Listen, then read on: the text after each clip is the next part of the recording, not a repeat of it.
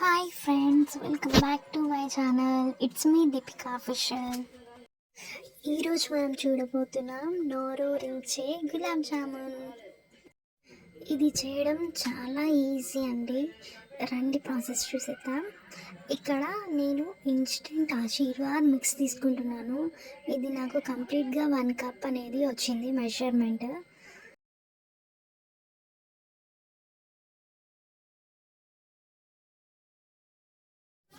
ఇప్పుడు ఇందులో కాచి చల్లార్చుకున్న పాలని యాడ్ చేసుకోవాలి.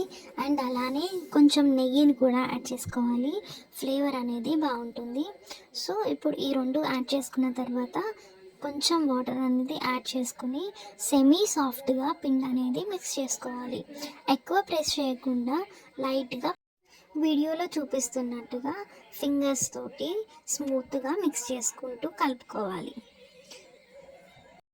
ఇలా కలుపుకున్న పిండిని పక్కన పెట్టేసుకొని ఇప్పుడు ఒక ప్యాన్ తీసుకుని అందులో షుగర్ అనేది యాడ్ చేసుకోవాలి.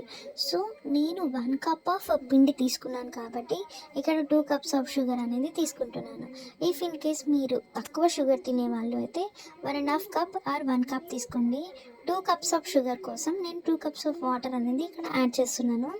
ఈ యాడ్ చేసిన షుగర్ని వాటర్ని ఒక 10 మినిట్స్ పాటు మిక్స్ చేసుకుంటూ బాయిల్ చేసుకోవాలి. ఇప్పుడు మనం కలిపి పెట్టుకున్న పిండిని తీసుకుని చిన్న చిన్న బాల్స్ లాగా ప్రిపేర్ చేసుకోవాలి. మనకి ఇక్కడ క్రాక్స్ లేకుండా సాఫ్ట్గా గులాబ్ జామున్ రావాలి అంటే ఫస్ట్ మనం దాన్ని లైట్గా ప్రెస్ చేస్తున్నట్టుగా చేసి తర్వాత బాల్స్ లాగా చేసుకోవాలి. ఇఫ్ ఇన్ కేస్ అయినా సరే క్రాక్స్ వస్తున్నాయి అంటే హ్యాండ్స్కి గీ ఆర్ ఆయిల్ అప్లై చేసుకొని అప్పుడు బాల్స్ అనేది మనం ప్రిపేర్ చేసుకోవాలి. సో అప్పుడు మనకి సాఫ్ట్ గులాబ్ జామున్ అనేది వస్తుంది.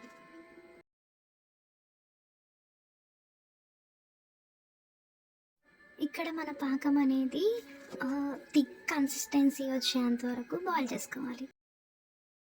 సో నెక్స్ట్ మనము గులాబ్ జామున్ ఫ్రై చేయడం కోసము పాన్ పెట్టుకొని ఆయిల్ పోసుకోవాలి. ఆయిల్ అనేది మరి ఎక్కువ హీట్ అవ్వకుండా కొంచెమే హీట్ ఉన్నప్పుడు మనం ఈ గులాబ్ జామున్ అనేది యాడ్ చేసుకోవాలి. ఈ గులాబ్ జామున్ని కేవలం స్లో ఫ్లేమ్ మీద మాత్రమే మనం ఫ్రై చేసుకుంటూ ఉండాలి.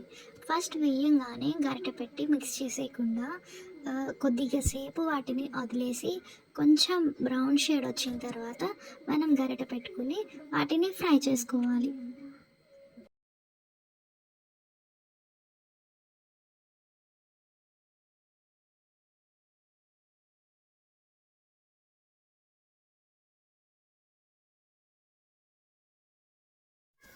ఈ విధంగా ఫ్రై అయిపోయిన తర్వాత మనము ప్లేట్లోకి తీసుకొని రిమైనింగ్ గులాబ్ జామున్ కూడా ఫ్రై చేసుకోవాలి.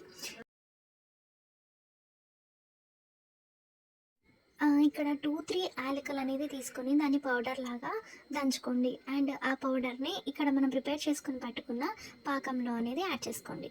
సో మనం ఇక్కడ ఫ్రై చేసుకుని తీసుకున్న గులాబ్ జామున్ అనేది కొంచెం హీట్ ఉన్నప్పుడే పాకంలో యాడ్ చేసేసుకోండి. యాడ్ చేసుకున్న గులాబ్ జామున్ని లైట్గా పాకంలో డిప్ చేస్తూ మిక్స్ చేయండి.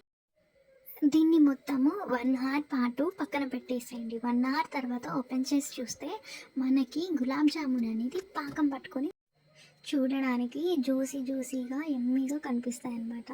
సో ఇక్కడ చూసేసారు కదా గులాబ్ జామున్ ఎలా ప్రిపేర్ చేసుకోవాలి. ఖచ్చితంగా మీరు కూడా ట్రై చేయండి. I hope you guys are like this video. Please do subscribe my channel. And finally, thank you so much for watching this video.